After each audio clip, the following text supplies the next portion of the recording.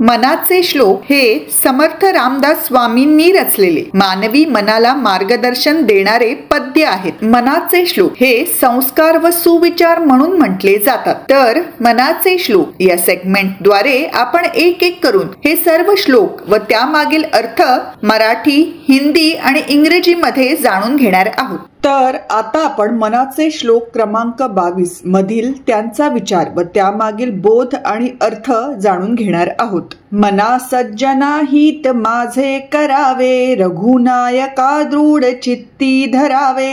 महाराज तो स्वामी वायू सुताचा, जना उद्धरी नाथ लोकत्रयाचा। अर्थ मराठी।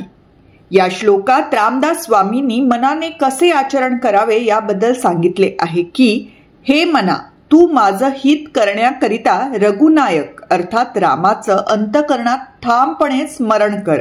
राजा राम हे वायुसूत अर्थात हनुमानाचे स्वामी आहेत व सर्व जनांचा उद्धार करता आणि त्रिलोकाचा नाथ आहे। मित्रांनो, आपल्याला प्रगती करायची असल्यास ईश्वराप्रती निस्सीम भक्ती असणं गरजेचं आहे। देवाचं सतत चिंतन व नामस्मरण केल्याने त्याच्या प्रती असलेली आपली भक्ती अधिकाधिक दृढ होण्यास मदत होते। ईश्वराला शरण जाणं म्हणजे काय याचं एक सुंदर उदाहरण म्हणजे वायुपुत्र हनुमान। महाबली हनुमंताने प्रभू श्रीरामांना दृढ चित्ती ठेवले व राम नामाशिवाय त्याला दूसरा कोणताच ध्यास नव्हता।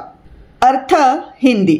इस श्लोक में रामदास स्वामी जी ने मन को कैसा आचरण करना चाहिए इसके बारे में बताया है कि हे मन, तू मेरा भला करने के लिए रघुनायक अर्थात राम का हृदय में दृढ़ता से स्मरण कर। राजा राम वायुसूत यानी हनुमान के स्वामी हैं और समस्त लोगों के तारणहार और तीनों लोगों के नाथ है।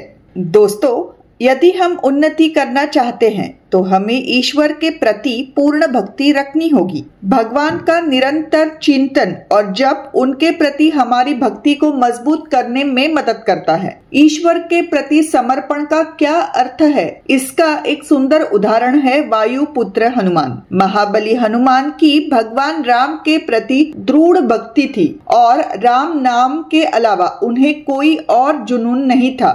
अर्थ English. In this shloka, Ramdas Swamiji has talked about how the mind should behave. He says, "O mind, to do good to me, you have to remember Raghunayak, that is Ram, firmly in your heart. Raja Ram is the Lord of Vayu Sut, that is Hanuman, and he is the savior of all people and Lord of the three worlds." Friends, if we want to progress, we must have complete devotion towards God. Constant contemplation and chanting of God helps in strengthening our devotion towards Him. Vayuputra Hanuman is a beautiful example of what surrender to God means. Mahabali Hanuman kept his mind fixed on Lord Shri Ram, and he had no other thought except for the name of Ram.